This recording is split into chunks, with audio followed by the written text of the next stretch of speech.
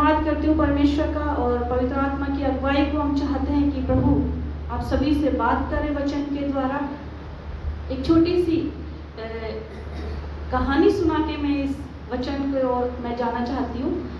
Pastor जी कई बार एक कहानी को सुनाते हैं कि क्लास में एक स्कूल है और क्लास है, वहाँ पे एक टीचर है और छोटे बच्चे हैं क्लास में। और जो टीचर होती है वो बच्चों को केला देती है, सभी बच्चों को एक एक केला देती है और कहती है कि कल आप घर जाना और इसको खा के आना, ऐसी जगह पे खाना जहाँ पर कोई देखे ना, है ना। तो बच्चे घर गए केला लेके और बच्चों ने अलग अलग जगह पे जाके केले को खाया। किसी बच्चे ने खिड़की में छिपके, पर्दे के पीछे छिपके केले को खाया, किसी ने बाथरूम में जाके केले को खाया, किसी ने पलंग के नीचे जाके केले को खाया, अलग अलग तरीके से केले को खाया। टीचर ने कहा था कि कोई भी आपको देखना नहीं चाहिए, ऐसी जगह पे जाके आप उस केले को खाना। सब बच्चे दूसरे दिन आए स्कूल में, टीचर ने उनसे सवाल पूछा कि सबने केला खाया? सभी बच्चों ने बोला हाँ हमने केला खा लिया। तो बोले कैसे कैसे खाया? बोले मैंने पर्दे के पीछे छिपके खाया, मैंने पलंग के पीछे खाया, मैंने बाथरूम में जाके खाया, मैंने छत पे जाके खाया, बट हमने खा लिया केला। छोटा सा एक बच्चा और था क्लास में, वो केला लेके बैठा हुआ था ऐसे, और वो मैम देख रही थी। तो मैम ने पूछा कि क्या हुआ, तुमने केला नहीं खाया? बोला नहीं मैम मैंने ये केला नहीं खाया, आप इस केले को ले लीजिए। मैम ने बोला तुमने केला क्यों नहीं खाया? मैंने तो ये केला इसलिए दिया था कि तुम इसको खा लो। बोले नहीं मैम मैं नहीं खा पाया इस केले को, क्योंकि मैं जहाँ भी जा रहा था मुझे ऐसा लगता था कि मुझे कोई देख रहा है। और वो कौन देख रहा था? बोले वो मेरे को परमेश्वर देख रहा था। Praise the Lord. तो मैं इस कहानी से ये आपको बताना चाहती हूँ, और पास्टर जी ने भी कई बार हमें ये बातें बताई हैं कि कई बार हमारे जीवन में ऐसी बातें होती है जो हमें ऐसा लगता है कि कोई नहीं देख रहा है, बट कोई एक ऐसा है जो हमें देख रहा है और वो है परमेश्वर। बस यही चीज़ मैं आपको बताना चाहता हूँ कि परमेश्वर की दृष्टि और परमेश्वर की आंखें हमें देखती हैं। हम अच्छा कर रहे हैं तो देख रहा है, बुरा कर रहे हैं तो परमेश्वर देखता है। छोटे बच्चों ने केला खाया, परमेश्वर ने उनको भी देखा। जिस बच्चे ने केला नहीं खाया उसको भी परमेश्वर देख रहा था, और ये बात वो बच्चा जान चुका था कि मुझे कोई देख रहा है, छिपके मुझे नहीं खाना है ना। छिपके कभी कभी हम सोचते हैं कोई नहीं देख रहा है, हम छिपके जो भी करना है कर ले, ठीक है। उसी से रिलेटेड मैं कुछ बातें आपको बताना चाहती हूँ जो परमेश्वर ने मुझे बताई हैं। हम पढ़ेंगे एक आयत, नीति वचन 15 उसका 3 पद। यहोवा की दृष्टि में क्या है और यहोवा की आंखें हम सबको देखती हैं, है ना। इससे रिलेटेड मैं कुछ बातें बताऊंगी, और परमेश्वर की दृष्टि में क्या चीज़ें अच्छी हैं और क्या चीज़ें बुरी हैं, उन चीज़ों को हम परमेश्वर के वचन से देखेंगे। पढ़े नीति वचन 15 उसका 3 पद। यहोवा की आंखें सब स्थानों में लगी रहती हैं, वह बुरे भले दोनों को देखती रहती हैं। यहोवा की आंखें सब स्थानों में लगी रहती हैं, वह बुरे भले दोनों को देखती रहती हैं। हाँ, परमेश्वर की आंखें, परमेश्वर की दृष्टि क्या करती है? भले को भी देखती है और बुरे को भी देखती है। यानी कि हर एक इंसान के ऊपर परमेश्वर की नजरें हैं, है ना। हर एक इंसान का डाटा परमेश्वर के पास है व्यक्तिगत रूप से, क्योंकि हर एक को परमेश्वर ने बनाया है और हर एक के बारे में परमेश्वर जानता है, चाहे वो अच्छा हो चाहे वो बुरा हो। और वो व्यक्ति कैसा काम कर रहा है, चाहे अच्छा काम कर रहा है चाहे वो काम बुरा कर रहा है, परमेश्वर की दृष्टि क्या है? लगी रहती है। यहोवा की आंखें सब स्थानों में लगी रहती हैं, सब स्थानों में लगी रहती हैं, यानी कि सब लोगों के ऊपर लगी रहती हैं, ठीक है। जो मोबाइल है हमारे पास में, है ना, मोबाइल में क्या होता है? डाटा होता है वो खाली मोबाइल। जब उसके अंदर चिप चली आती है तो वो चालू हो जाता है। अगर आप सिम निकाल देंगे या चिप निकाल देंगे तो वो बंद हो जाएगा, लेकिन जैसे ही हम उसके अंदर सिम डालते हैं तो उसके अंदर डाटा फीड होना शुरू हो जाता है ना। ऐसा ही हमारा जीवन है। परमेश्वर ने हमको बनाया है, ठीक है, और परमेश्वर ने अपनी आत्मा को हमारे अंदर डाला है। जब परमेश्वर ने आदम को बनाया था तो उसके अंदर अपना श्वास फूका, तो उसके अंदर क्या था? पवित्रता थी, है ना। उसके अंदर परमेश्वर ने अपनी चीज़ों को डालना शुरू किया था, ठीक है। परमेश्वर उनसे मिलने आता था, उनसे बातें करता था, लेकिन कुछ समय के बाद में हम आगे अगर देखते हैं तो पाप में वो गिर गया। पाप जैसे ही उनके जीवन में आया, एक अलग तरीके का अभिषेक उनके अंदर आ गया, एक पाप वाला जीवन उनके अंदर आ गया है, एक अलग सा डाटा उनके अंदर फीड हो गया। जैसे कि हम डालते हैं मोबाइल के अंदर, है ना, ऐप डाउनलोड करते हैं, है ना, इंस्टा अकाउंट जो है वो डाल लिया, फेसबुक है वो डाल लिया। मोबाइल तो अच्छा है, लेकिन उसके अंदर जो चीज़ें हम डाल रहे हैं वो कैसी हैं, वो अच्छी हैं कि बुरी हैं। इंस्टा डाल लिया हम सोच के अच्छा है, लेकिन उसके अंदर क्या चीज़ें आ रही हैं, है ना, बुरी चीज़ें भी आती हैं। फेसबुक हमने डाल लिया है, यूट्यूब हमने डाल लिया है, बहुत सारी चीज़ें हैं उसके अंदर। लेकिन अगर देखा जाए तो मोबाइल तो एक अच्छी चीज़ है, लेकिन उसके अंदर क्या चीज़ें आ रही हैं, बुरी बुरी चीज़ें भी आ रही हैं और अच्छी अच्छी चीज़ें भी आ रही हैं, है ना, और हम उनको क्या करते हैं, चलाते हैं। तो हमारे अंदर हमारा जो जीवन है एक मोबाइल डाटा के समान है। परमेश्वर ने तो हमारे अंदर पवित्र आत्मा को डाला है, और परमेश्वर ने तो हमारे अंदर कुछ अच्छी चीज़ों को डाला है, लेकिन हम क्या कर रहे हैं, हम क्या कर रहे हैं, भले काम भी कर रहे हैं और बुरे काम भी कर रहे हैं। हमारे अंदर दोनों तरीके का डाटा होता है ना। मैं केवल ये एग्जाम्पल दे रही हूँ कि भले और बुरा जो भी कुछ है हमारे जीवन के अंदर, या जो हम करते हैं, उन सब पर परमेश्वर की दृष्टि लगी हुई है। इसमें हम देखते हैं कि यहाँ पे लिखा हुआ है कि यहोवा की दृष्टि भले बुरे दोनों को देखती रहती है, सब स्थानों में उसकी आंखें लगी रहती हैं। अब कई बार हम ऑफिसों में काम करते हैं, कई बार हम बिजनेस कर रहे हैं, या कहीं हम ड्यूटी कर रहे हैं, तो वहाँ पे भी क्या होता है, बॉस होते हैं, अधिकारी लोग होते हैं, उनकी आंखें क्या होता है, हमारे ऊपर लगी रहती हैं, और हम उनकी नज़रों में अगर आ जाते हैं, अगर हम कुछ गलत कर रहे हैं तो हम उनकी नज़रों में आ जाते हैं, है ना। तो हम उनकी नज़रों में आना नहीं चाहते अगर हम कुछ गलत कर रहे हैं तो। लेकिन प्रमोशन हमारा जब भी होता है जब हम कुछ अच्छा कर रहे होते हैं। बॉस भी देखता है ना कि ये व्यक्ति अच्छा काम कर रहा है या नहीं कर रहा है ऑफिस में या नौकरी में, तभी इसको हम आगे तक प्रमोशन दे सकते हैं। तो जब संसारिक लोग ये चीज़ों को देखते हैं कि अच्छा काम करेगा तो हम प्रमोशन देंगे, है ना, तो बुरा काम करेगा तो प्रमोशन नहीं मिलेगा, गलत काम करेंगे तो प्रमोशन नहीं मिलेगा। क्लास में भी जब टीचर्स होती है वो बच्चों को देखती है, कौन सा बच्चा अच्छी तरीके से क्लास में चल रहा है, कौन सा बच्चा क्लास में अच्छी तरीके से नहीं चल रहा है, तो ये चीज़ें टीचर देखती है ना। और फिर टीचर इस बात से खुश भी होती है कि ये बच्चा अच्छा कर रहा है और ये बच्चा गलत कर रहा है, इस बात से टीचर जो है वो दुखी भी होती है। इसी तरीके से परमेश्वर भी हमारे जीवन को देखता है, उसकी नज़रें हमारे ऊपर लगी रहती हैं और वो देखता है कि ये बेटी कैसा काम कर रही है, ये बेटा कैसा काम कर रहा है। अच्छा काम कर रहा है तो परमेश्वर उस बात से खुश होता है। अगर हम गलत काम कर रहे हैं तो परमेश्वर क्या खुश होगा? परमेश्वर खुश नहीं होगा। उसकी दृष्टि, उसकी आंखें हमारे ऊपर लगी हुई हैं उन लोगों पर जो परमेश्वर पर विश्वास करते हैं, जो परमेश्वर पर भरोसा करते हैं, और उन लोगों पे भी लगी हुई होती है जो गलत कामों को करते हैं, लेकिन परमेश्वर उनसे खुश नहीं होता है, वो आशीषों के पात्र नहीं होते हैं। और जो हम विश्वासी हैं, आज हम अपने आप को देखें कि हम क्या कर रहे हैं। क्या मैं वो काम कर रहा हूँ जो परमेश्वर की दृष्टि में अच्छा है, या मैं ऐसा काम कर रहा हूँ जो परमेश्वर की दृष्टि में बुरा है? आज हम अपने आप को देखें कि मेरे काम किस तरीके के हैं। क्या परमेश्वर मेरे कामों को लेकर खुश है? हम क्या सोचते हैं कि हम चर्च जा रहे हैं, हम घर में प्रार्थना कर रहे हैं, हम आराधना कर रहे हैं, परमेश्वर इस बात से खुश है। परमेश्वर की दृष्टि केवल ये ही देख रही है कि हम आराधना करने आते हैं संडे को और हम अपने घर चले जाते हैं, हमारे घर में दुआ बंदगी होती है, आराधना हो रही है, केवल परमेश्वर ये देखता है। और इनके अलावा आप क्या कर रहे हैं बाहर, परमेश्वर क्या उस चीज़ को नहीं देखता है? परमेश्वर उस चीज़ को भी देखता है। कलीसिया में हम आकर ऐसे हो जाते हैं कि जैसे हम बहुत पवित्र हैं, है ना, और कलीसिया में हम आके ऐसे हो जाते हैं कि भाई हम तो बहुत ही ज़्यादा सीधे हैं, हम तो बिल्कुल संसार से अनजान हैं। लेकिन परमेश्वर, अगर हम इन चीज़ों को बाहर कर रहे हैं, गलत कामों को, और कलीसिया में आ रहे हैं, तो परमेश्वर दोनों चीज़ों को देख रहा है, क्योंकि उसकी आंखें सभी स्थानों पर लगी हुई हैं। कलीसिया में बैठे हैं तब भी परमेश्वर की आंखें हम पर लगी हुई हैं, हम कलीसिया से बाहर हैं, अपनी ड्यूटी कर रहे हैं, अपने बिजनेस को कर रहे हैं, अपने घर में हैं, तब भी परमेश्वर की आंखें हमारे ऊपर लगी हुई हैं, और वो देख रहा है कि हर एक व्यक्ति किस तरीके का काम कर रहा है, हर एक का लेखा परमेश्वर लिख रहा है। और हमें जब हम पर जाएंगे तो हमें उन सब चीज़ों का हिसाब देना है। Praise the Lord. आइए एक उदाहरण से हम देखेंगे। दूसरा इतिहास 14 उसका दूसरा पद हम पढ़ेंगे।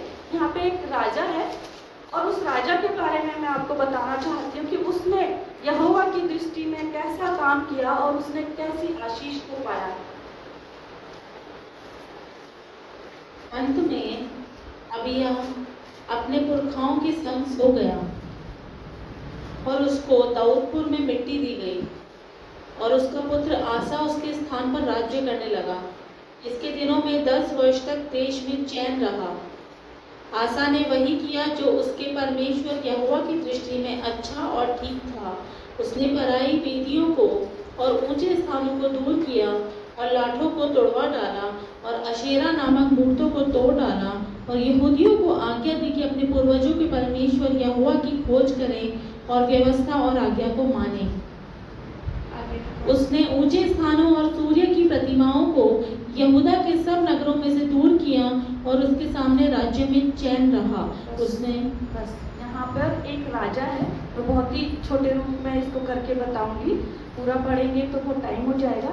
यहाँ पे मैं एक राजा के बारे में बताना चाहती हूँ। यहाँ पे राजा है आसा, ठीक है, उसके बारे में बता रही हूँ। यहाँ पे लिखा हुआ है कि वो राज्य कर रहा था, ठीक है। दूसरे पद में लिखा है आसा ने वही किया जो उसके परमेश्वर यहोवा की दृष्टि में अच्छा और ठीक था। इस राजा ने वो ही काम किया जो यहोवा की दृष्टि में ठीक था और अच्छा था। आज हम अपने आप को देखें कि क्या हम वो काम कर रहे हैं जो परमेश्वर की नज़रों में ठीक है या अच्छा है। आज हम अपने आप को देखें कि इसने कौन सा ऐसा काम किया था जो परमेश्वर की नज़रों में ठीक था। उसको हम पढ़ेंगे तीसरे पद में। जो काम ठीक था और अच्छा था वो काम इसका ये था, उसने पराई वेदियों को और ऊंचे स्थानों को दूर किया और लाठों को तुड़वा डाला और अशेरा नामक मूर्तों को तोड़ डाला और यहूदियों को आज्ञा दी कि अपने पूर्वजों के परमेश्वर यहोवा की खोज करें और व्यवस्था को और आज्ञा को माने। क्या अच्छा काम किया इसने? इसके राज्य में जो मूर्तियां थी, इसके राज्य में जो लाठे थे, यानी कि ऊंचे स्थानों पर मूर्तियां रखी हुई थी, ठीक है, अलग अलग देवी देवताओं की मूर्तियां इसके राज्य में स्थापित थी। इसने क्या करा? इसने उनको तुड़वा दिया। पराई, यहाँ पे लिखा हुआ है, उसने पराई वेदियों को और ऊंचे स्थानों को दूर किया। पराई वेदियों को दूर किया, यानी कि दूसरे जगह से आई हुई चीजों को, वेदियों को इसने हटवाया था। ये किसने बहुत बड़ा काम किया था। एक राजा होके उसने ये डिसीजन लिया कि राज्य में जितनी भी इस तरीके की चीजें हैं उनको हटा दिया जाए। दूसरा, इसने ये बोला कि अपने यहोवा की व्यवस्था की खोज करें और आज्ञा को माने। इसने अपने पूर्वजों को भी ये आज्ञा दी और यहूदियों को भी ये आज्ञा दी कि परमेश्वर की आज्ञा का पालन किया जाए। मैं बताना चाहती हूँ आपको, ये पराई वेदियां क्या हैं। इसने तो अपने राज्य में से इन चीज़ों को हटा दिया था। आज हमारे जीवन में ऐसी वेदियां बनी हुई हैं जिनको हटना बहुत जरूरी है। अब हम ऐसे कहते हैं वो तो राजा था, उसके राज्य में वेदियां थी, मूर्तियां थी। हमारे घर में तो कोई मूर्तियां नहीं है, हमारे घर में तो ऐसी कोई लाटें नहीं है, हमारे घर में तो ऐसी कोई पराई वेदियां नहीं है। मैं बोल रही हूँ 100% है आपके घरों में ऐसी वेदियां। वो वेदियां क्या है? पराई वेदियां, वो है लालच की वेदी, वो है अपवित्रता की वेदी, वो है ढिठाई की वेदी, वो है कुड़कुड़ाहट की वेदी, वो है कड़वाहट की वेदी। ये वेदियां क्या है? हमारे घर में, हमारे जीवन में राज्य कर रही हैं। हमें क्या करना है? इनको तोड़ना है। हमें वो काम करना है जो परमेश्वर की दृष्टि में ठीक है। इसने वो काम किया, इस राजा ने, जो परमेश्वर की दृष्टि में ठीक था। कई बार हम ऐसा सोचते हैं, हम तो चल जा रहे हैं, हमारे बच्चे तो चल जा रहे हैं, हम आज्ञा तो पालन कर रहे हैं, पर क्या सच में परमेश्वर की वेदी, परमेश्वर की व्यवस्था को, परमेश्वर की आज्ञा को क्या हम सही में पूरा कर रहे हैं? क्या हमारा परिवार सही में पूरा कर रहा है? क्या जो वेदियां हमारे घर में, हमारे खुद के जीवन में राज्य कर रही है, क्या वो टूट चुकी है? ये वेदियां, ये पराई वेदियां हैं।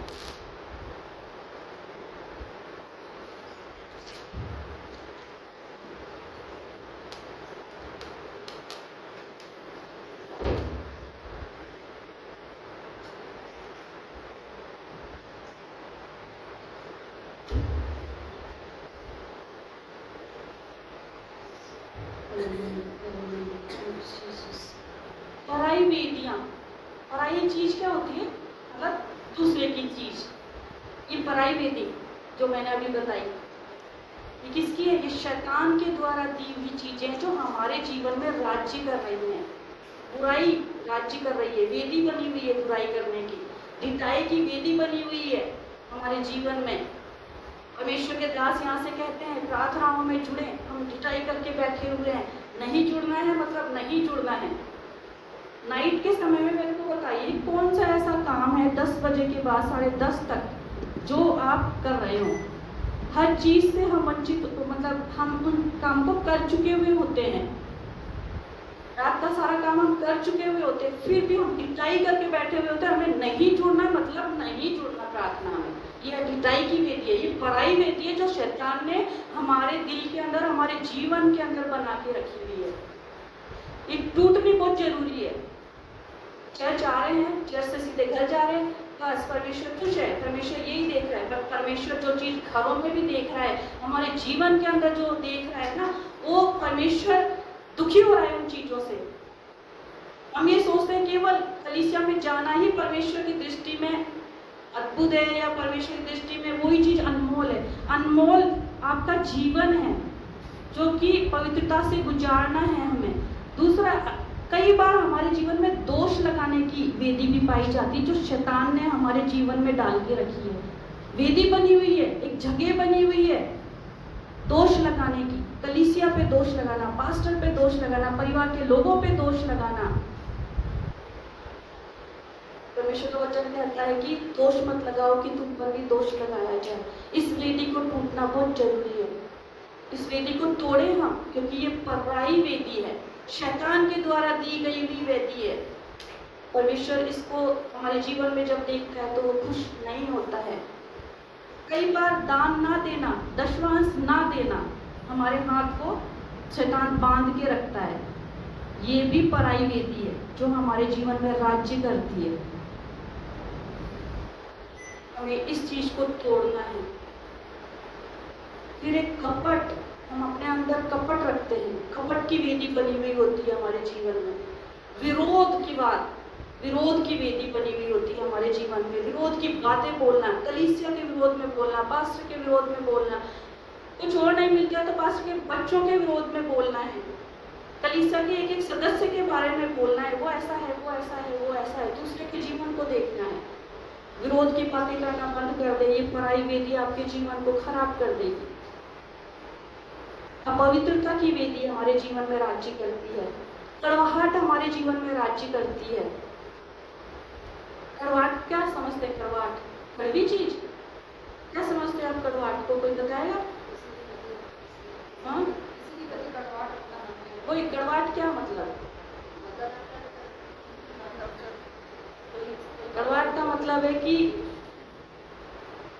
मान लो ये दो जन बैठे हैं यहाँ पे, इनकी बुराई इससे कर दी, इनकी बुराई इससे कर दी, है ना? इन दोनों के अंदर क्या बो दिया मैंने? कड़वा बीज बो दिया, है ना? अब जब ये एक दूसरे से मिलेंगे तो सही, बट मेरे लिए भी ये सोचेंगे कि इन्होंने मेरे को बताया है कि ये लोग ऐसे हैं, है ना? इधर की बात उधर करनी, उधर की बात उधर करनी। क्या हो रहा है? ये कड़वाहट बो रहे हैं हम। कभी कभी परिवार में भी हम ऐसा ही करते हैं। परिवार में जिन लोगों की हम बातें करते हैं ना, उसका असर कभी कभी हमारे बच्चों पे भी होता है। और हमारे घर का जो अभिषेक है ना, उसमें भी कड़वापन रहता है। आप अपने घर के माहौल में रहो ना, आपको अच्छा नहीं लगेगा, आपको घर से बाहर जाने की लगी रहेगी। क्यों? आपके घर में कड़वाहट की स्पिरिट काम कर रही है, कड़वाहट की वेदी आपके घर में काम कर रही है। कलीसिया में आप बैठे होंगे, आपका मन नहीं लगेगा। कलीसिया में पास्टर वचन यहाँ से सुना रहे होंगे, आपका मन नहीं लगेगा। क्यों? क्योंकि उनके प्रति कड़वाहट की वेदी बना रखी है हमने अंदर। विश्वासी लोग ज्यादातर कड़वाहट में जीवन को जीते हैं। और ये पराई वेदी किसकी है? किसके द्वारा दी गई है? शैतान के द्वारा दी गई है। ये वेदी परमेश्वर के द्वारा हमारे जीवन में राज्य नहीं कर रही है, ये शैतान के द्वारा दी गई है। और हम इनको बड़ी चीजों से, बड़ी आसानी से हम इनको काम करने देते हैं। दशमांश को लेके हम बोलते हैं कि क्या देना है इनको, नहीं देंगे हम इनको। क्यों दें हम इनको? हम इनकी मेहनत से कमाते हैं, खून पसीने की मेहनत है हमारी। शैतान के द्वारा वेदी बनी हुई है और आपने अपने आप को ऐसा वज्र सा, ऐसा पहाड़ का जैसा करके रखा हुआ है कि सेवकाई के लिए योगदान नहीं करना है, मतलब नहीं करना है। क्यों? ये काम क्या पास्टर का है? नहीं, ये काम परमेश्वर का है। हमने ऐसी वेदियां बना रखी हैं, बुराई करने की वेदी बना रखी है हमने। इन वेदियों को क्या करना है? हमें तोड़ना है। परमेश्वर से बोले कि प्रभु इन वेदियों को मेरे जीवन से तू दूर कर, मैं पवित्र होना चाहता हूँ परमेश्वर, मैं दोष लगाने वाला नहीं होना चाहता परमेश्वर, मैं कड़वाहट में जीना नहीं चाहता परमेश्वर। जैसे इस राजा ने किया कि इसके राज्य में ये चीजें थी, इसने कहा कि नहीं, मैं इन सारी चीजों को हटाऊंगा और मैं सच्चे जीवित परमेश्वर की आराधना करने वाले लोगों को तैयार करूंगा। मैं परमेश्वर का जो वचन कहता है, परमेश्वर की जो आज्ञाएं हैं, उनको मानने के लिए मैं लोगों से बोलूंगा। क्यों? क्योंकि वो जानता था कि सच्चे परमेश्वर की दृष्टि मेरे ऊपर लगी हुई है। हम अपने जीवन से इन वेदियों को दूर करें और परमेश्वर के वचन को काम करने दें। हम परमेश्वर के वचन को काम करने नहीं देते हैं। हम पवित्र आत्मा के अभिषेक को काम नहीं करने देते हैं। हम पवित्र आत्मा को अपने अंदर आने नहीं देते हैं। हम पवित्र होना ही नहीं चाहते हैं। हम जैसे आते हैं हम वैसे ही चले जाते हैं। हम सुन रहे हैं लेकिन परमेश्वर के वचन के अनुसार चल नहीं रहे हैं, इसलिए हमारा जीवन दुख में, कष्टों में बीतता है। हम आशीषित नहीं होते हैं। इसलिए मेरे प्रियो, मैं ये कहना चाहता हूँ कि इन वेदियों को आज यहाँ पे ढाके जाएं यीशु के नाम से। ये सारी वेदियां जो हमारे जीवन में काम करती हैं, ये टूट जाएं। हम बंधनों में जीवन जीना मतलब क्या बोलते हैं कि मतलब हम उन कष्टों में जीवन जीना चाहते हैं, मतलब हम उन्हीं चीजों में बने रहना चाहते हैं, पर हम निकलने की कोशिश नहीं करते उन चीजों से। कि हम सोचते भी नहीं कि परमेश्वर को ये चीज पसंद है भी या नहीं है। इस राजा को ये बात पता थी कि मेरे राज्य में अगर ये चीजें रहेंगी तो मैं आशीषित नहीं होऊंगा। इसने तुड़वा दी। हम बंधनों में रहना पसंद करते हैं, बंधनों को तुड़वाना पसंद नहीं करते हैं। हमको खुद को कोशिश करनी पड़ेगी कि हम इन बंधनों से आजाद हो जाएं, क्योंकि हमारे जीवन का जो ये राज्य है, इस राज्य में परमेश्वर विराजमान है। इस राज्य का राजा यीशु मसीह है। हालेलुया। हम अपने ये बोलता है कि पुरखाओं से भी इसने बोल दिया था कि परमेश्वर की व्यवस्था पर आप चले, उसकी आज्ञाओं को माने। आपके पुरखा, आपके रिश्तेदार में अगर कोई बड़े बुजुर्ग है जो परमेश्वर की आज्ञाओं पे नहीं चलते हैं, हमारी ये जिम्मेदारी बनती है कि हम उनको बोलें कि परमेश्वर की व्यवस्था क्या कहती है, परमेश्वर का वचन क्या कहता है। हम जान रहे हैं ना, हम सीख रहे हैं ना, तो हमें भी ये बातें उनको बतानी है। राजा ये बात जानता था और उसने अपने पूरे देश में सब लोगों को ये बात कह दी थी कि परमेश्वर की वचन के अनुसार आप चलें, परमेश्वर की आज्ञा को आप माने। ये प्रचार इसने किया था और इसने वही काम किया जो परमेश्वर यहोवा की दृष्टि में ठीक था। हम वो काम करें जो परमेश्वर की दृष्टि में ठीक है। हम वो काम करें जो परमेश्वर जिन कामों से खुश होता है, क्योंकि परमेश्वर की आंखें भले और बुरे पर लगी रहती हैं। सब स्थानों पर परमेश्वर की नजरें लगी रहती हैं। उसकी दृष्टि हम पर लगी हुई है कि हम कैसा काम कर रहे हैं। क्या हम वचन को सुनकर मान रहे हैं? क्या हम वचन के अनुसार हम चल रहे हैं? क्या हमारे परिवार से कड़वाहट दूर हो रही है? क्या बोल रहे हैं हम अपने घर में, अपनी कलीसिया के प्रति, अपने पास्टर के प्रति, अपने लोगों के प्रति, अपने रिश्तेदारों में किस तरीके का जीवन हम जी रहे हैं? क्या उस जीवन को क्या परमेश्वर पसंद कर रहा है? क्या वो उसकी दृष्टि में ठीक है या नहीं है? कभी हमने इस बातों को सोचा कि मैं ये जो काम कर रहा हूँ या कर रही हूँ, ये ठीक है या गलत है? मनन करें हम इस बात पे और सीखें इस राजा से। आगे बढ़ेंगे। उसने यहूदा में, एक मिनट, इसने लाठों को तुड़वा दिया, अशेरा नामक मूर्तों को तुड़वा दिया। आज हम तोड़े ऊंचे स्थान जो हमारे जीवन में बने हुए हैं, वेदियां जो बनी हुई है, उन्हें हम तोड़े यीशु के नाम में। और जो सूर्य के जैसे, सूर्य की प्रतिमा को भी उसने अपने राज्य से दूर किया। कई ऐसी चीजें हैं जो आज भी हमारे जीवन में राज्य कर रही हैं। कई ऐसी बातें हैं जो उदय हो रही हैं, गलत बातें पनप रही हैं हमारे जीवन में। उन चीजों को हम दूर करें। आगे पढ़ेंगे। उसने यहूदा में गढ़वाले नगर बसाए, क्योंकि देश में चैन रहा। जब इसने ऐसा सब कुछ कर दिया, वेदियों को तोड़ दिया, सब चीजों को हटा दिया, तो इसके देश में चैन रहा। आप चाहते हैं आपके परिवार में चैन रहे, तो उन चीजों को, उन बातों को, गलत बातों को हटा दें, तोड़ें, बंधनों को तोड़ें, तब आपके परिवार में, आपके जीवन में चैन रहेगा। आज नींद नहीं आ रही है लोगों को, बेचैन हैं, दिन में भी रात में भी चैन नहीं है, घर में चैन नहीं है, ऑफिस में चैन नहीं है, बिजनेस में चैन नहीं है, इधर घूम रहे हैं, उधर भाग रहे हैं, इधर भाग रहे हैं, पर उसका कारण नहीं जानते कि क्यों हम ऐसा कर रहे हैं। जिन गलत बातों को, जिन गलत वेदियों को आपने बना के रखा हुआ है, उनको तोड़ दें, तो चैन आ जाएगा, घर में चैन आ जाएगा, आपके जीवन में चैन आ जाएगा, आपके परिवार में चैन की नींद सो जाएंगे आप अपने बिस्तर पर। हालेलुया। आगे बढ़ें। उन वर्षों में उसे किसी से लड़ाई न करनी पड़ी। इसको लड़ाई वड़ाई नहीं करनी पड़ी किसी से भी, चैन रहा। आपको भी किसी चीज के लिए लड़ाई करने की जरूरत नहीं है, किसी चीज के पीछे भागने की जरूरत नहीं है। केवल अपने जीवन को हम सुधार ले, अपने परिवार को हम सुधार ले, चैन आ जाएगा। तो हमें कहीं भागने की जरूरत नहीं है, किसी से लड़ने की जरूरत नहीं है। इसने किसी से लड़ाई नहीं करी, चैन आ गया इसके राज्य में। इसका 9 पद हम पढ़ेंगे। उनके विरुद्ध 10 लाख पुरुषों की सेना और 300 रथ लिए हुए जेरह नामक एक कूशी निकला और मारेशा तक आ गया। तब आसा उसका सामना करने को चला और मारेशा के निकट साप्ता नामक तराई में युद्ध की पाँति बांधी गई। तब आसा ने अपने परमेश्वर यहोवा को यह दुहाई दी, हे यहोवा, जैसे तू सामर्थी की सहायता कर सकता है, वैसे ही शक्तिहीन की भी। हे हमारे परमेश्वर यहोवा, हमारी सहायता कर, क्योंकि हमारा भरोसा तुझ ही पर है और तेरे नाम का भरोसा करके हम इस भीड़ के विरुद्ध आए हैं। हे यहोवा, तू हमारा परमेश्वर है, मनुष्य तुझ पर प्रबल ना होने पाएगा। तब यहोवा ने कूशियों को आसा और यहूदियों के सामने मारा और कूशी भाग गए। आसा और उसके संग के लोगों ने उनका पीछा गरार तक किया और इतने कूशी मारे गए कि वे फिर सिर न उठा सके, क्योंकि वे यहोवा और उसकी सेना से हार गए और यहूदी बहुत सी लूट ले गए। उन्होंने गरार के आसपास के सब नगरों को मार लिया, क्योंकि यहोवा का भय उनके रहने वालों के मन में समा गया और उन्होंने उस नगरों को लूट लिया, क्योंकि उनमें बहुत सा धन था। फिर पशुशालाओं और को जीतकर बहुत सी भेड़ बकरियां और ऊंट लूटकर यरूशलेम को लौटे। यहाँ पे आसा राजा के बारे में हमने देखा, इसने वेदियां तुड़वाई, वही काम किया जो परमेश्वर की दृष्टि में अच्छा था। फिर 9 पद में हम आते हैं, तो ये बहुत एक धनवान राजा था, ठीक है। कई इसके पास में लाखों पुरुष थे, ढाल रखने वाले थे, धनुर्धारी थे, है ना, शूरवीर योद्धा इसके पास में थे। 9 पद में हम पढ़ते हैं कि इसके विरुद्ध में एक व्यक्ति खड़ा हो गया, ठीक है। उसके पास में जेरह नाम था उसका, जेरह, ठीक है। उसके पास 300 रथ थे, ठीक है, और 10 लाख पुरुषों की सेना थी इसके पास, जेरह के पास में।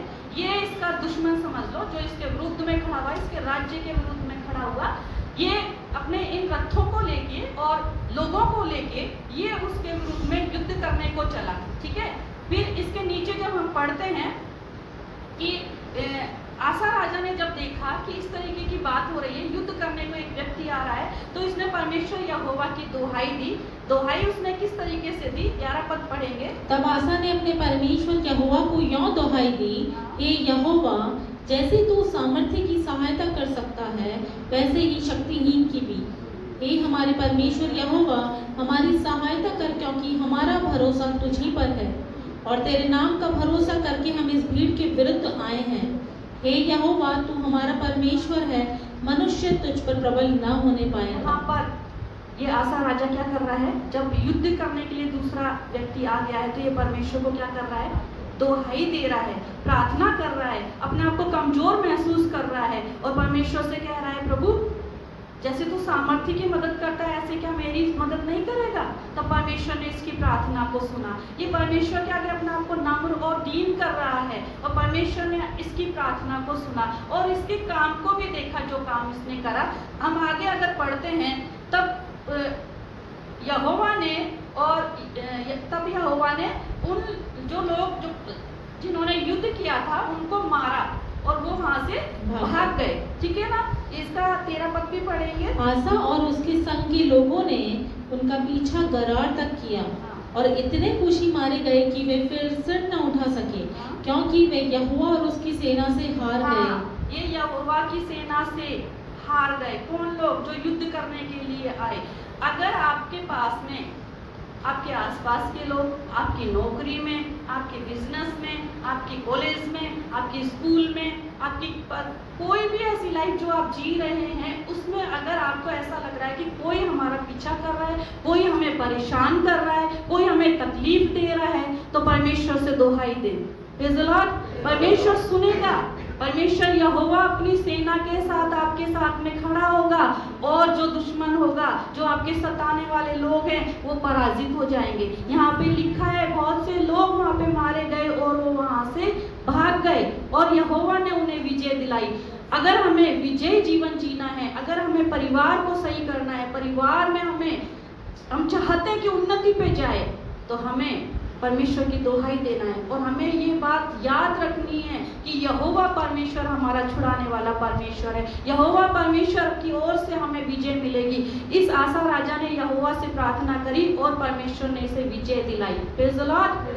और नीचे अगर हम देखते हैं, वहाँ लिखा हुआ है 14वें पद का लास्ट वाला जो पद है, वहाँ पे लिखा है, और उन्होंने उन नगरों को लूट लिया क्योंकि उनमें बहुत सा धन था।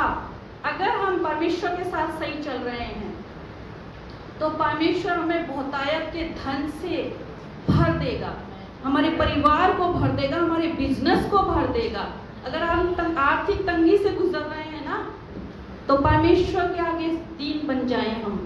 हम परमेश्वर के आगे दुहाई दें। किस तरीके से? कि प्रभु तू सबकी, धनवानों की तो मदद करता है। प्रभु मैं तो इस समय आर्थिक तंगी से गुजर रहा हूँ, प्रभु तू धन का प्रबंध कर। हो ही नहीं सकता कि प्रभु नहीं करेगा, परमेश्वर करेगा अच्छे इंतजामों को। Praise the Lord. पर हम अपने जीवन से उन वेदियों को दूर कर दें जो पराई वेदियां राज्य कर रही हैं। मनन करें हम अपने जीवन पे कि हमारा जीवन परमेश्वर को ग्रहण योग्य है या नहीं है। परमेश्वर की दृष्टि में जो काम मैं कर रहा हूँ वो ठीक है या नहीं है। तभी आपकी प्रार्थना सुनी जाएगी। कई बार हम सोचते हैं मैं चर्च जा रहा हूँ, मैं प्रार्थना कर रहा हूँ, मैं घर में आराधना कर रहा हूँ, मैं तो प्रभु से इतनी प्रार्थना कर रहा हूँ, मेरी प्रार्थना सुनी नहीं जा रही है। बट मैं बताऊँ, परमेश्वर आपके दिल में, आपके परिवार में उंगली रखता है। हम खोखले हैं अंदर से, हम खोखले की जैसे जिंदगी जी रहे हैं। देखो ना, कई बार पेड़ होता है, बहुत मजबूत सा पेड़ होता है, बड़ा विशाल सा पेड़ होता है। मैंने कई बार देखा है ऐसे पेड़ों को। पेड़ होते हैं उनमें ना छोटे छोटे से मोखले से बने होते, से गड्ढे से बने हुए होते हैं। है तो वो पेड़ बहुत विशाल सा, है तो वो पेड़ बहुत देखने में सुंदर सा बाहर से, लेकिन छोटे छोटे उनमें इस तरीके के गड्ढे से बने होते। तो चिड़िया बना लेती है, कटफोड़ा ऐसे उसमें चोंच मार मार के उसमें घर बना लेता है और फिर वो उसमें वो रहता है। और जब तेज आंधी आती है, तेज बारिश आती है, तूफान आता है, तो वो ही विशाल पेड़ गिर जाता है। क्यों? क्योंकि वो खोखले गड्ढे उसको अंदर ही अंदर खोखला कर देते हैं। कई बार हमारा जीवन देखने में बहुत अच्छा लगता है, हम बहुत सुंदर दिखाई देते हैं, हम बहुत आत्मिक दिखाई देते हैं, लगता है कि इनके जैसे कोई आत्मिक ही नहीं है। पर मैं बताऊं, खोखले हैं हम अंदर से, खोखलापन आ गया है हमारे अंदर। उस खोखलेपन अगर हमारा अंदर राज्य करेगा तो हम एक दिन गिर जाएंगे। शैतान हमें गिरा देगा, आंधी तूफान लाके, संकट आ जाएंगे, हम गिर जाएंगे, हम विश्वास से हट जाएंगे, हमारा धीरज हम खो देंगे, हम गिर जाएंगे एक दिन और नाश हो जाएंगे। शैतान धीरे धीरे हमारे जीवन में खटखट चोंच मार मार के हमारे अंदर, हमारे हृदय में, हमारी आत्मा में हमको खोखला कर रहा है। मनन करें, हमारा जीवन खोखला तो नहीं हो गया है। वेदियां, पराई वेदियां बनती जा रही हैं। एक दिन अब ऐसा आएगा, कोई संकट आ जाएगा तो हम गिर जाएंगे। परमेश्वर के वचन से अपने आप को हम भर के रखें, मजबूती से एक ऐसा पेड़ बन के हम रहें, बहती नाली के समान लगाए गए वाले वृक्ष बन जाए। हम ऐसा पेड़ बन जाएं जो लोगों को फल दे, जो लोगों को छाया दे, अपने परिवारों में से, अपने जीवन में से खोखलेपन को हम दूर करें। वो हिदायत का धन चाहिए तो परमेश्वर के सामने नम्र और दीन बन जाए। ये राजा प्रार्थना करा और इसकी प्रार्थना के द्वारा इसने विजय को प्राप्त करा। 15वें पद में लिखा हुआ है, पशुशालाओं को जीत कर बहुत सी भेड़ बकरी और ऊंट लूट कर ये यरूशलेम को लौट आए। परमेश्वर आपको ऐसी आशीष देगा कि आपका यरूशलेम, आपका घर भरा रहेगा। ऐसी आशीषों को हम पाएंगे जो कभी हमसे छीनी नहीं जाएंगी। आप भले ही दुख में गुजर रहे होंगे, भले ही तकलीफ में गुजर रहे होंगे, लेकिन परमेश्वर के सामने अपने रिश्ते को हम ठीक कर लें तो परमेश्वर हमारे जीवन को आशीषों से भर देगा। हम उन वेदियों को दूर कर देंगे तो परमेश्वर हमें आशीषों से भर देगा। ऐसे बंधनों को परमेश्वर तोड़ने की सामर्थ्य रखता है जो बंधन हमारे जीवन में राज्य कर रहे हैं। इस आसा राजा ने वो अच्छा काम किया और वो अच्छा काम यहोवा की दृष्टि में ठीक लगा यहोवा को, और परमेश्वर ने उसके जीवन को, उसके राज्य को आशीष दी। आज हम भी ऐसा निर्णय लें कि हम उस राजा के जैसे बने कि यहोवा की दृष्टि मुझ पर लगी हुई है, मैं अच्छा काम करूं, मेरे परिवार में अच्छा काम हो, उस पर यहोवा की दृष्टि लगे। बुरे काम हो रहे हैं घर में तो उन बुरे कामों से बोल, तेरा काम खत्म, तू चल यहाँ से, निकल यहाँ से। शैतान के काम हमारे घर में राज्य कर रहे हैं तो शैतान से बोले, यीशु के नाम से तू यहाँ से हट। हटाएं उन चीजों को, उन बातों को, उस अभिषेक को हटाएं जो शैतान का है। ऐसे अभिषेक को हम काम करने दें जो पवित्र आत्मा का अभिषेक है, परमेश्वर का अभिषेक है। उस अभिषेक को हम अपने घर में, अपने जीवन में हम काम करने दें। ये तो मैंने बताया कि जो यहोवा की दृष्टि में ठीक था वो काम इसने करा और आशीष पाया। एक ऐसा काम भी है जो यहोवा की दृष्टि में ठीक नहीं था और उस राजा का पतन हो गया। उस राजा के बारे में भी मैं कुछ बताना चाहती हूँ, उसको भी हम पढ़ेंगे। पहला राजा 11वां अध्याय उसका 6 पद हम पढ़ेंगे। मैं यहाँ पे सुलेमान राजा के बारे में बताना चाहती हूँ। इस प्रकार सुलेमान ने वह किया जो यहोवा की दृष्टि में बुरा है और यहोवा के पीछे अपने पिता दाऊद के समान पूरी रीति से न चला। उन दिनों यहाँ से पढ़ो, 2 पद से पढ़ो। वे उन जातियों की थी जिनके विषय में यहोवा ने इस्राएलियों से कहा था। एक से पढ़ दो आप। परंतु राजा सुलेमान फिरौन की बेटी और बहुत सी भी जातीय स्त्रियों से जो मोआबी, अमोनी, एदोमी, सिदोनी और हित्ती थी प्रीति करने लगा। वे उन जातियों की थी जिनके विषय में यहोवा ने इस्राएलियों से कहा था, तुम उनके मध्य में न जाना और न वे तुम्हारे मध्य में आने पाए। वे तुम्हारा मन अपने देवताओं की ओर निसंदेह फेरेंगी। उन्हीं की प्रीति में सुलेमान लिप्त हो गया। उसके साथ उसके 700 रानियां और 300 रखेलियां हो गई थी और उसकी इन स्त्रियों ने उनका मन बहका दिया। अतः जब सुलेमान बूढ़ा हुआ तब उसकी स्त्रियों ने उसका मन पराये देवता की ओर बहका दिया और उसका मन अपने पिता दाऊद के समान अपने परमेश्वर यहोवा पर पूरी रीति से लगा न रहा। सुलेमान तो सिदोनियों की अश्तोरेत नामक देवी और अमोनियों के मिल्कोम नामक घृणित देवता के पीछे चला। इस प्रकार सुलेमान ने वह किया जो यहोवा की दृष्टि में बुरा है और यहोवा के पीछे अपने पिता दाऊद के समान पूरी रीति से न चला। यहाँ पे सुलेमान राजा के बारे में मैं बताना चाहती हूँ। वैसे तो आप सब लोग जानते होंगे सुलेमान राजा के बारे में। सुलेमान वो राजा था जो सबसे ज्यादा बुद्धिमान राजा था और परमेश्वर के द्वारा उसको ये वर दिया गया था। उसका जैसा ना तो कोई बुद्धिमान था, ना है और ना होगा, ऐसा परमेश्वर ने कहा था। उसको इतनी ज्यादा बुद्धि दी थी परमेश्वर ने, वो उस बुद्धि को पाकर न्याय किया करता था और सही न्याय करता था वो राजा। और बहुत ज्यादा सुलेमान के बारे में अगर हम पढ़ें तो वो बहुत ही ज्यादा प्रतिष्ठित और बहुत ही धनवान राजा था और बहुत बुद्धिमान राजा था। बाहर से दूर दूर से देश के लोग भी उसके पास आते थे मिलने के लिए। लेकिन इस राजा के बारे में लिखा हुआ है कि इसने शादियां करी। 20 जाति स्त्रियां थी, यानी कि उसकी जात की स्त्रियां नहीं थी। कितनी रखेली थी इसकी? 700 रानियां और 300 रखेलियां। 700 तो रानियां थी और 300 रखेलियां थी। ये वो थी जिनको ये कहीं से जीत के भी लाया था। वे कुछ ऐसी भी थी जिनसे इसने विवाह किया था। अलग अलग जात की थी। ठीक है, रानियां थी, स्त्रियां थी इसके महल में और ये उनके साथ रह रहा था। ठीक है, अब पूरा आपने पढ़ा है और भी आप जाके घर पे पढ़ेंगे तो आपको और ज़्यादा पता चलेगा। मैंने जो निचोड़ इसमें से निकाला है पवित्र आत्मा के द्वारा जो परमेश्वर ने मुझे दिया है, वो कुछ बातें हैं जो मैं आपको बताना चाहती हूँ कि ये अकेला व्यक्ति था जो प्रभु का भय रखता था। ये वो व्यक्ति था जिससे परमेश्वर दर्शनों के द्वारा बात करता था। ये वो व्यक्ति था जिसने परमेश्वर से ऐसी बुद्धि पाई थी कि वैसी बुद्धि पाने वाला व्यक्ति और कोई इस दुनिया में है ही नहीं और होगा भी नहीं, है ना। लेकिन इसने एक गलती करी। लिखा हुआ है कि इसने वो करा जो यहोवा की दृष्टि में ठीक नहीं था और इसका पिता जिस लीक पे चलता था ये उस पे नहीं चला। परमेश्वर की दृष्टि में वो इसने क्या खराब काम करा वो हम जानेंगे। इसने ये काम किया कि जो स्त्रियां इसके घर में थी, जो रखेले थी, उन सब ने ये कहा कि हम पराई इस राज्य में पराई देवताओं की आराधना करेंगे, है ना। ये करना चाहती थी वो और उन्होंने उस राज्य में स्थापित भी करवा दी थी स्त्रियों ने। ये कौन था?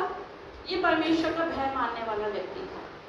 स्त्रियों की बातों में आके इसने क्या काम करा? इसने मूर्तियों को स्थापित किया राज्य में।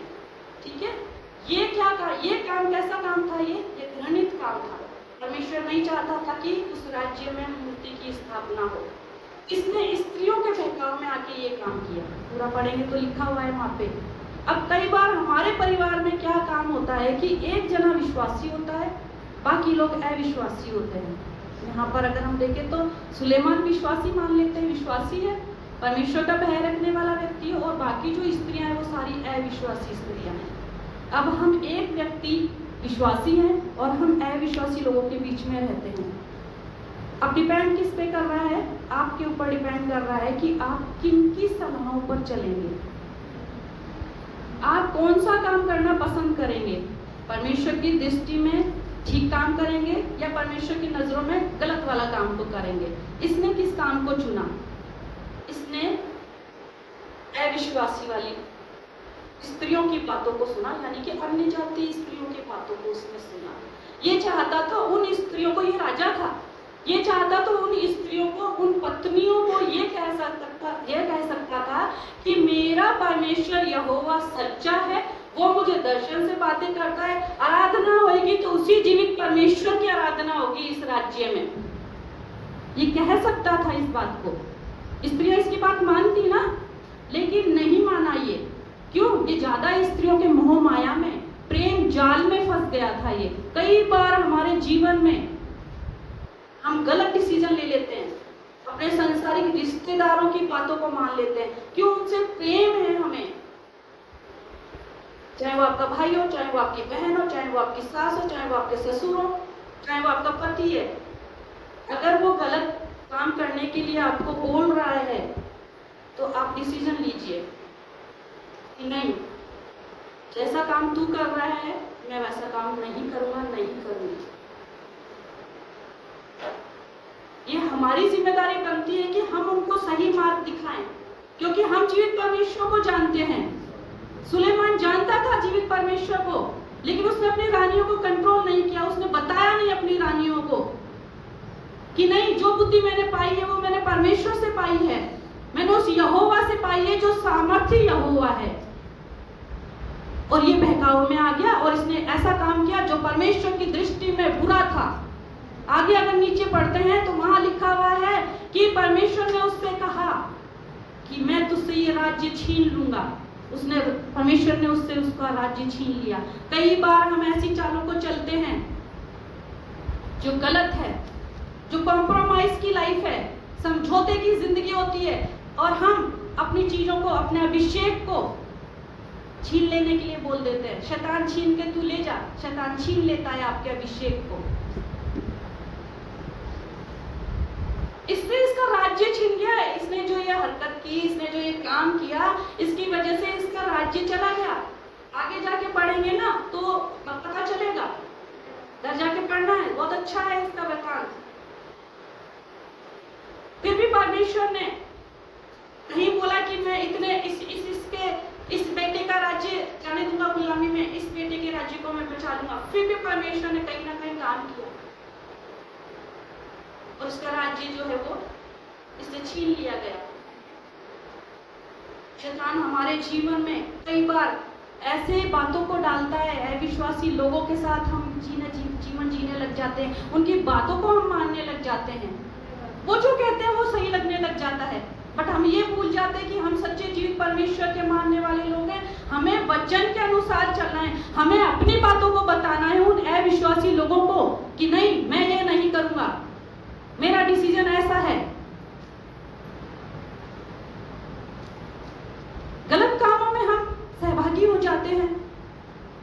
कई बार ऐसा काम करते हैं, जो पत्नियां ऐसा काम करती है जो पति को नहीं पता होता है, कई बार पति ऐसा काम करते हैं जो पत्नी को नहीं मालूम होता है। हम समझौते का जीवन जीते हैं। कई बार आपके परिवार में पता ही नहीं होता है कि आप क्या कर रहे हैं बाहर।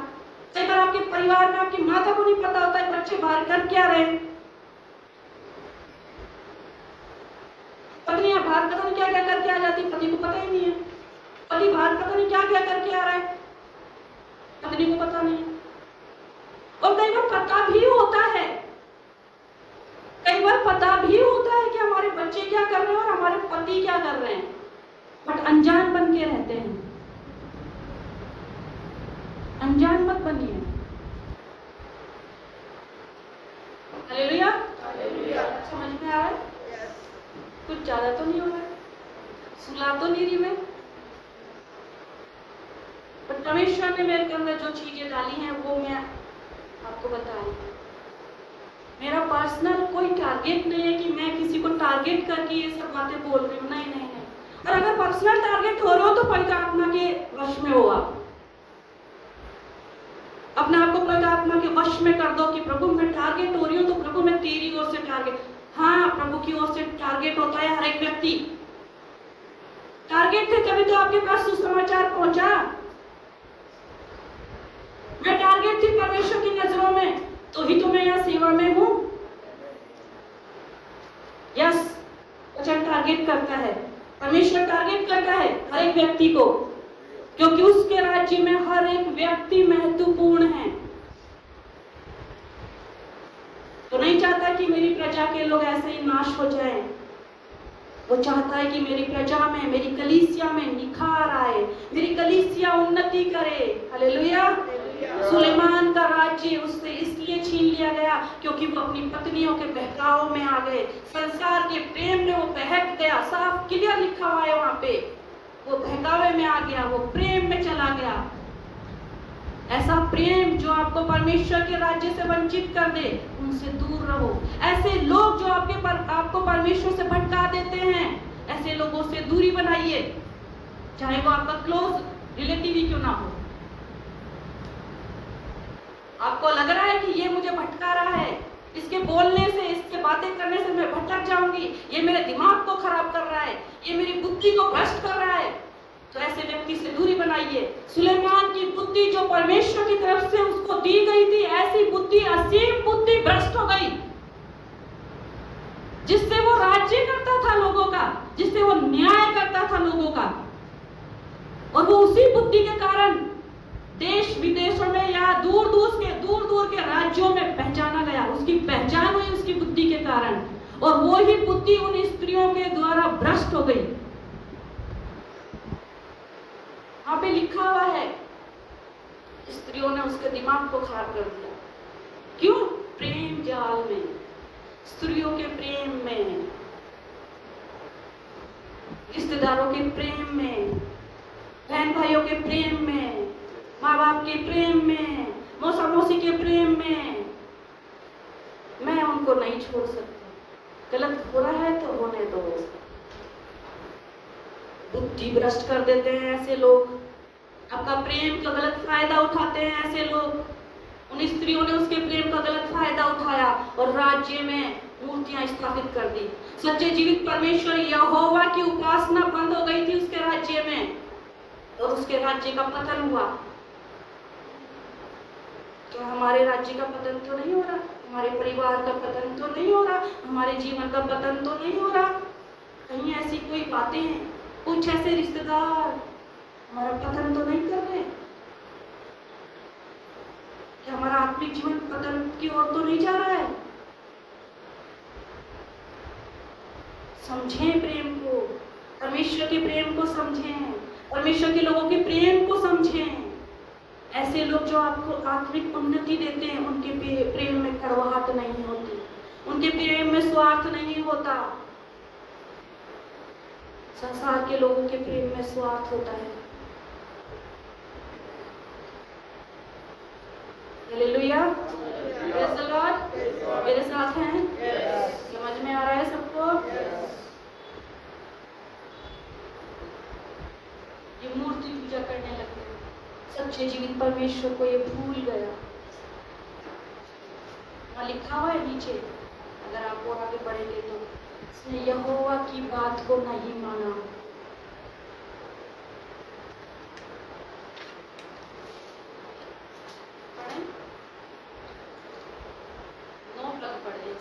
तब यहोवा ने सुलेमान पर क्रोध किया, क्योंकि उसका मन इज़राइल के परमेश्वर यहोवा से फिर गया था, जिसने 2 बार उसको दर्शन दिया था।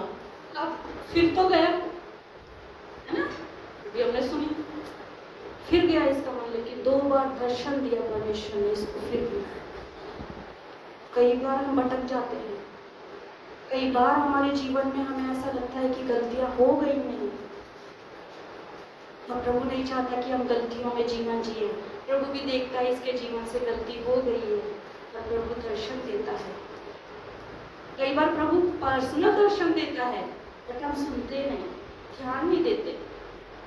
क्या है, हो गया तो हो गया, सबके साथ ही होता है ऐसे, मैंने कर दिया तो कुछ अलग सा थोड़ी ना, कुछ कर दिया।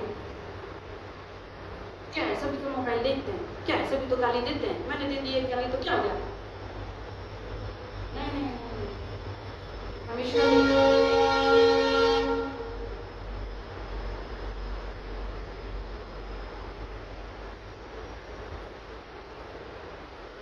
दोबारा से पढ़े उस आयत को। तब यहोवा ने सुलेमान पर क्रोध किया, क्योंकि उसका मन परमेश्वर ने क्या करा? इसके काम पर क्रोध किया। क्रोध करता है परमेश्वर, ऐसे गलत काम करने वाले लोगों के ऊपर परमेश्वर का क्रोध भड़कता है। जो समझौते का जीवन जीते हैं, जो सच्चे परमेश्वर को भूल जाते हैं, उन पर परमेश्वर क्रोध करता है। परमेश्वर 2 बार दर्शन देकर उससे बात करी, परमेश्वर ने, उसने नहीं माना। कई बार कलीसिया में विश्वासी लोग गलती करते हैं, परिवारों में गलती होती है, वचन आता है हमारे पास में, प्रभु के दास हमको चिताते हैं, हमको बताते हैं कि यहाँ गलत चल रहे हो आप। परमेश्वर का वचन हमारे पास आता है, हम पर उंगली रखता है, हम सुनते नहीं हैं। ना हम परमेश्वर की दासों का बात सुनते हैं, ना हम परमेश्वर के वचन की बात सुनते हैं। हम इग्नोर करते हैं उस बात को, हम एक्सेप्ट नहीं करते इस बात को कि हाँ मैंने गलती की है। सुलेमान ने एक्सेप्ट नहीं करा इस बात को कि हाँ मैंने गलती कर दी, हाँ मुझे इनकी बात नहीं माननी चाहिए थी, बल्कि मुझे ही ऐसा चाहिए था कि ये मेरी बात माने। ऐसे बन जाओ कि लोग आपकी बात माने, आप लोगों की बात ना मानो। मैं नहीं मानती किसी भी लोग की बात। गलत बात करने के लिए मुझसे बोला जाता है, मैं नहीं करती। क्यों? क्योंकि मैं परमेश्वर के वचन को पढ़ती हूँ, मैं परमेश्वर के वचन को समझती हूँ। परमेश्वर दर्शन के द्वारा बात करता है, तो फिर मैं कैसे गलत बातों में सहभागी हो जाऊं? नहीं, ना करना सीखें, गलत बातों में सहभागी ना हो। आपसे बहुत सारे लोग नाराज हो जाएंगे।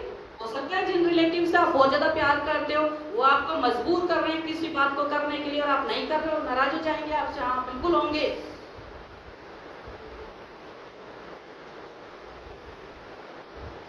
परमेश्वर से आप प्रार्थना करते रहे और इस आत्मा को काम करने दें कि प्रभु मैंने ये डिसीजन लिया है, इसमें आप मेरी मदद करें।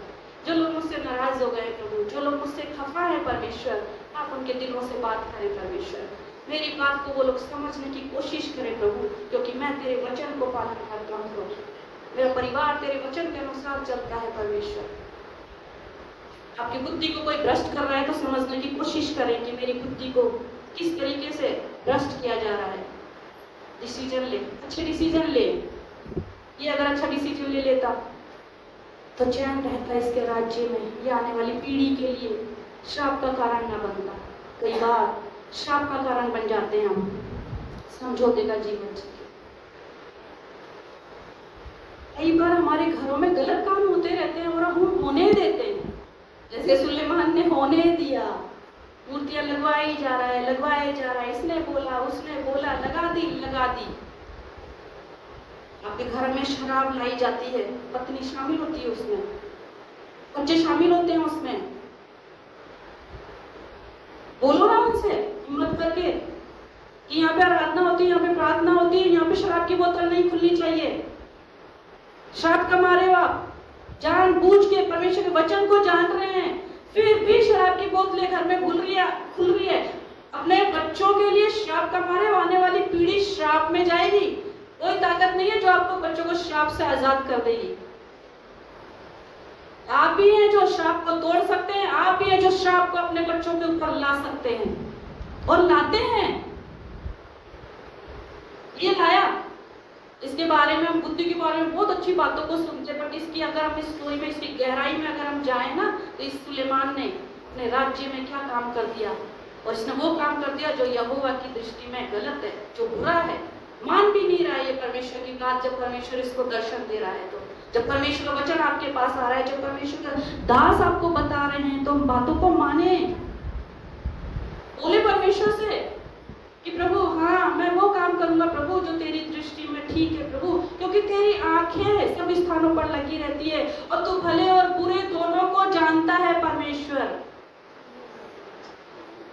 मेरे घर से, मेरे परिवार से, मेरे जीवन से प्रभु अच्छे काम निकले परमेश्वर, अच्छे काम हो मेरे जीवन से प्रभु, जो तुझे पसंद आए।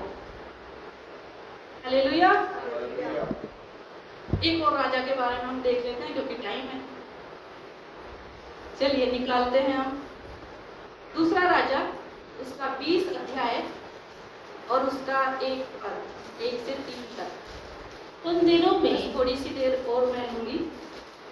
उन दिनों में हिजकिय्या ऐसा रोगी हुआ कि मरने पर था, और आमोस के पुत्र यशायाह भविष्यद्वक्ता ने उसके पास जाकर कहा, यहोवा यूं कहता है कि अपने घराने के विषय जो आज्ञा देनी हो वह दे, क्योंकि तू नहीं बचेगा, मर जाएगा।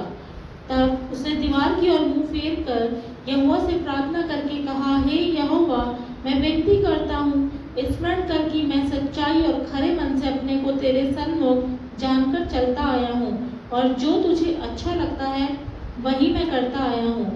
तब हिजकिय्या फूट फूट कर रोया।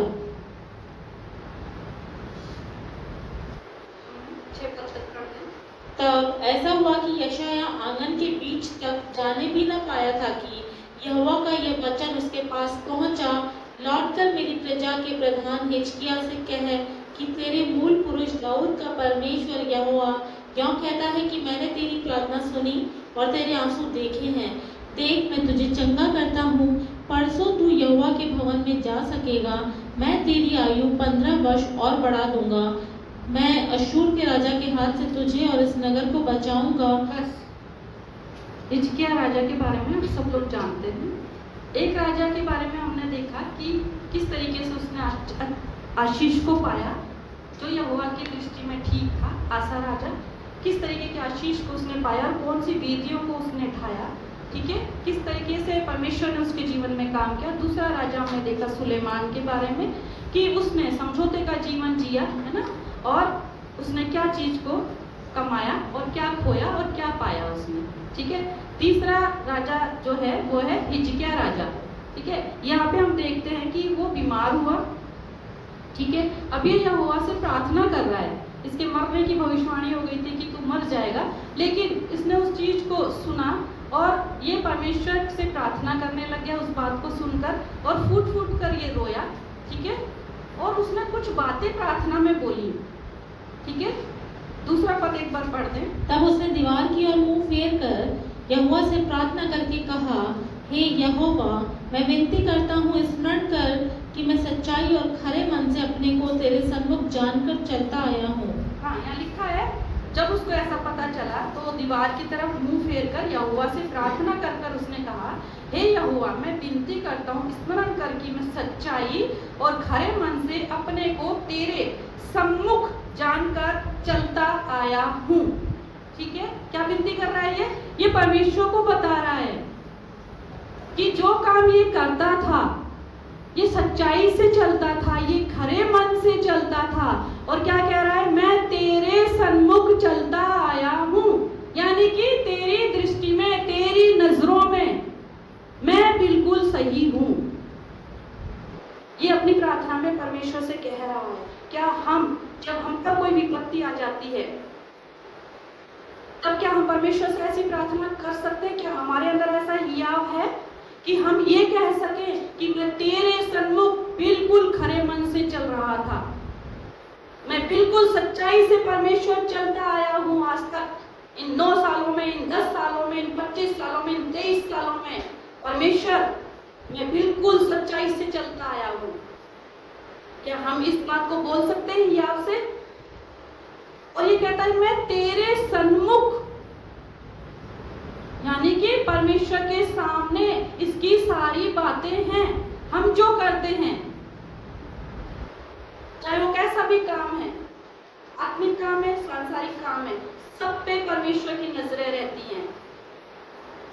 ये कहता है मैं सच्चाई से और खरे मन से प्रभु तेरे सन्मुख चलता आया हूं। क्या हम कह सकते हैं प्रभु मैं आज तक सच्चाई से चला, प्रभु आज तक मैंने तेरी सेवा सच्चाई से करी, हाँ प्रभु मैंने अच्छे मन से करी तेरी सेवा, हाँ प्रभु मैं तेरे भवन में अच्छे मन से आया प्रभु, हाँ तेरी जो सेवकाई है परमेश्वर तेरे भवन में मैंने सच्चाई से करी परमेश्वर, मैंने खरे मन से करी परमेश्वर, और तूने देखा परमेश्वर। क्या हम कह सकते हैं? क्या हम सच्चाई से टिके रहे इतने सालों तक? क्या हमने खरे मन से काम किया परमेश्वर का? कह सकते हैं हम ऐसा? नहीं कह सकते। लेकिन हिजकिय्याह राजा ने ऐसा कहा और परमेश्वर ने उसकी प्रार्थना को सुना और परमेश्वर ने इसको चंगा किया और 15 साल इसकी आयु को बढ़ा दिया। अगर हम अपने जीवन में सच्चाई और खरे मन से चलते रहेंगे और वो काम को करेंगे जो परमेश्वर के सन्मुख ठीक है, तो परमेश्वर हमारी आयु बढ़ा देगा। हमें बीमारी की अवस्था में अगर हम हैं तो परमेश्वर हमें चंगा कर देगा। हालेलुया। अगर दुष्ट आत्माओं से ग्रसित है तो परमेश्वर छुटकारा देगा। आर्थिक घटी है घर में तो परमेश्वर आर्थिक घटी से आपको निकाल देगा। आपकी प्रार्थना में ये शब्द होने चाहिए कि मैं तेरे सामने परमेश्वर सच्चाई से चलता आया हूं। मनन करें अपने जीवन पे हम, क्या हमने परमेश्वर के काम को सच्चाई से किया? क्या परमेश्वर की सेवा को हमने खरे मन से किया? क्या मैं यहाँ चर्च में आता हूँ, कलीसिया में आता हूँ, तो क्या मैं खरे मन से आता हूँ? हम यहाँ कलीसिया में बैठे हुए होते हैं और हम कड़वाहट से भरे हुए होते हैं, हम झूठ से भरे हुए होते हैं,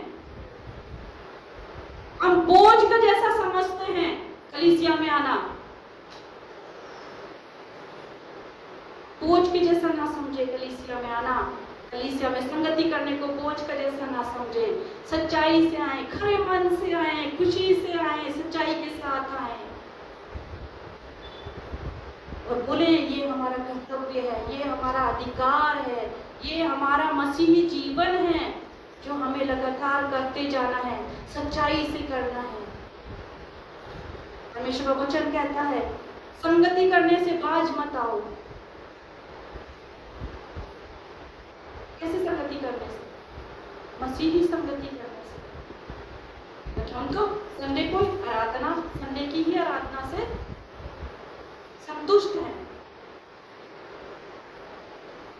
संगति करें, रोटी तोड़ने में सहभागी हो जाएं, सच्चाई दिखाएं, खराई दिखाएं। कलीसिया में खराई दिखाते नहीं, सच्चाई दिखाते नहीं, बस अपनी बात को मनवाने पे करके रखा हुआ है कि नहीं हमारी बात माननी चाहिए इनको। कैसे माने?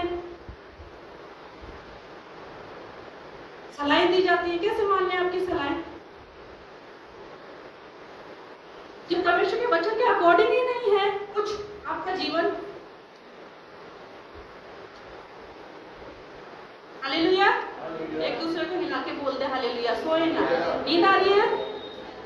मेरे वचन सुनने से नींद आ रही है? आ रही है क्या? अच्छा लग रहा है? Praise the Lord. हालेलुया।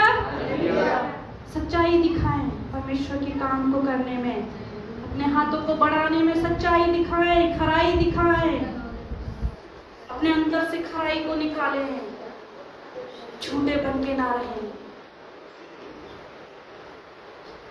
दृढ़ रहें अपने वचन पर, अपनी बातों पर। आपको देख के कहना चाहिए ये बंदा सच बोलता है। अरे कई लोग तो मैंने ऐसे देखे जिसको ये व्यक्ति, अरे ये तो हेरा फेरी उल्टे पुल्टी की बातें बोलता है भाई, विश्वास नहीं कर सकता मैं तो इस पे। ऐसे लोग ऐसे बोल देते हैं। कौन है कौन हम विश्वासी हैं, हम प्रभु के लोग हैं, हम परमेश्वर के वचन को सुनते हैं और उनकी गवाही ऐसी है। नहीं ये झूठ बोलता है, मैं इस पर विश्वास नहीं कर सकता। नहीं ये उल्टे पुल्टे काम करती है औरत, ये आदमी, में इसे पता नहीं खाता। किनसे? जो विश्वासी कहलाए जा रहे हैं उनकी गवाही बताती हूँ मैं, उनकी गवाही ऐसी। हम जो विश्वासी हैं, हम जो प्रभु के लोग हैं, हमारी गवाही कैसी है? हमारे खुद को भी, हमें खुद को हमारी गवाही के बारे में पता होना चाहिए कि मेरी गवाही कैसी है।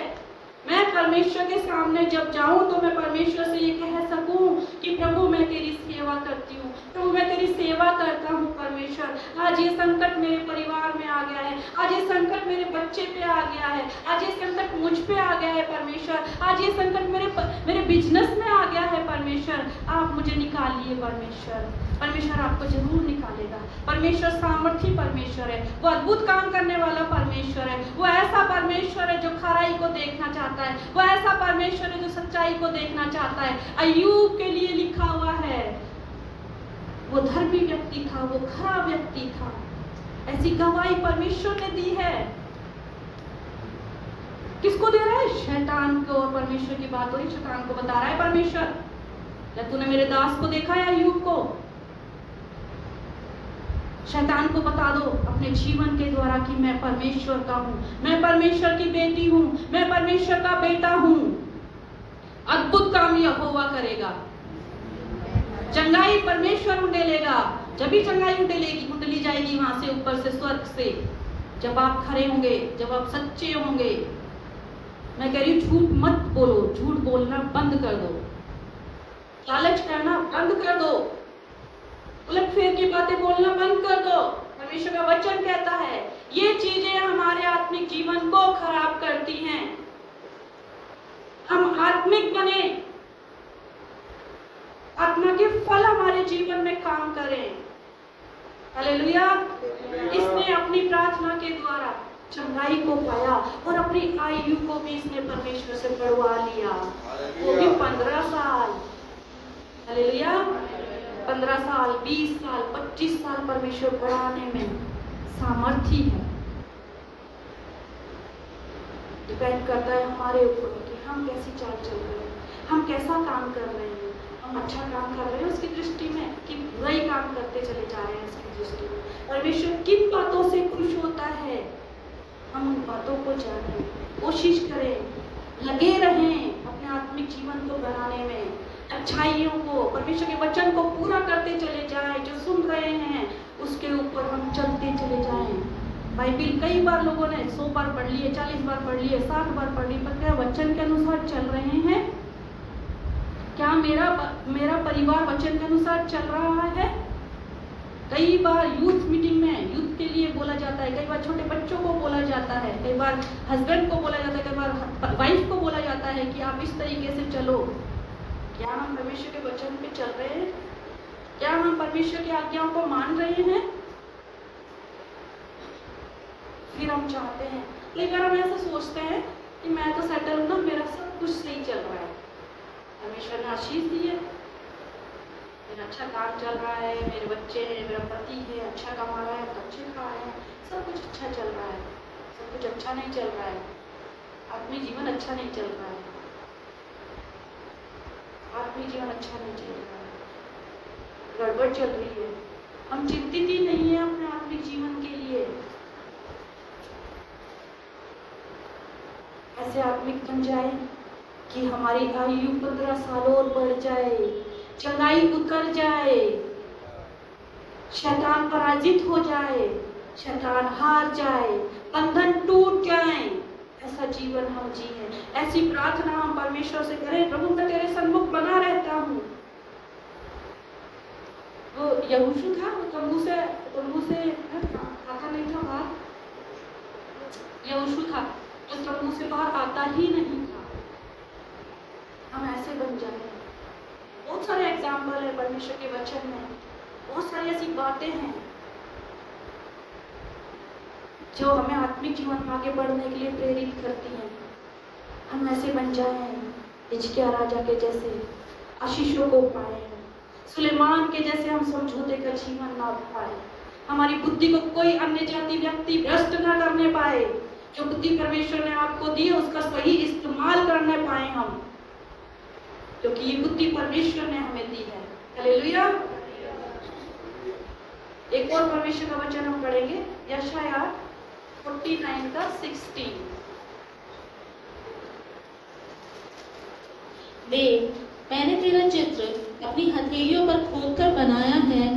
तेरी शहरपनाह सदैव मेरी दृष्टि के सामने बनी रहती है। किसकी शहरपनाह? सब बोले मेरी शहरपनाह परमेश्वर की दृष्टि में सदैव बनी रहती है। हालेलुया। परमेश्वर की दृष्टि में हम हमेशा बने रहते हैं। ऐसे करें सब अपने हाथों को। परमेश्वर का हाथ ऐसा है, परमेश्वर की हथेलियों में हमारा नाम खोदा गया है, हमारा चित्र खोदा गया है, ताकि हम सदैव उसके सामने बने रहें। उसकी आंखें रहती है, हमें देखती रहती है। देखो अपनी हथेली में, ऐसे सब देखो और सोचो कि हम परमेश्वर की हथेली में ऐसे बने हुए, हमारा चित्र बना हुआ है। इसलिए वो देखता है ये अच्छा काम कर रही है हमारी बेटी या बेटा, ये बुरा काम कर रहा है, मैं इसे आशीष दूं या मैं इसे श्राप में जाने दूं, मैं क्या करूं। क्योंकि जब हम अच्छे काम करते हैं और जब हम उसे पुकारते हैं, परमेश्वर अद्भुत काम करता है। परमेश्वर आशीषों को उंडेल देता है, परमेश्वर चंगाई को उंडेल देता है, परमेश्वर बंधनों को तोड़ देता है, परमेश्वर उन्नति को देता है हमारे जीवन में। हालेलुया। और इस वचनों को हम याद रखें अपने जीवन में, हम वो काम करें जो यहोवा की दृष्टि में ठीक है। एक और आयत पढ़ दे, दूसरा इतिहास 16:9। देख, यहोवा की दृष्टि सारी पृथ्वी पर इसीलिए फिरती रहती है कि जिनका मन उसकी ओर निष्कपट रहता है। यहोवा की दृष्टि सारी पृथ्वी पर घूमती रहती है। हालेलुया। आज भी परमेश्वर की दृष्टि यहाँ पर लगी हुई है। जहाँ जहाँ कलीसियाएं चल रही हैं वहाँ पर परमेश्वर की दृष्टि लगी हुई है, और जो बाहर है उन पे भी लगी हुई है। यहाँ पे लगी हुई है कि ये मेरे बच्चे मेरे वचनों को सुन रहे हैं। हर कलीसिया में पासवान कलीसिया वचन को सुन रही है, बांटा जा रहा है, उसको परमेश्वर देख रहा है। ये चीजें भी देख रहा है परमेश्वर, और जो बाहर लोग कर रहे हैं उसको भी परमेश्वर देख रहा है। तो प्रतिफल किसका ज्यादा अच्छा रहेगा? जो उसकी हुजूरी में बैठे हुए, जो उसको पुकार रहे हैं। हालेलुया। आगे, जिसका मन निष्कपट है उसमें वो अपनी सामर्थ को उड़ेलता है। हालेलुया। अगर हमारा मन निष्कपट है तो परमेश्वर की सामर्थ को हम अपने जीवन में देखेंगे, उसका सामर्थ काम करेगा। आइए आज हम अपने जीवन में इस बात को निर्णय लें कि हमारे जीवन में परमेश्वर हम वो काम करें जो तेरी दृष्टि में ठीक है। हालेलुया। परमेश्वर अपने इस वचन पर आशीष दे। आइए हम अपने स्थानों पर खड़े हो जाएं। Thank you Jesus. Hallelujah, hallelujah.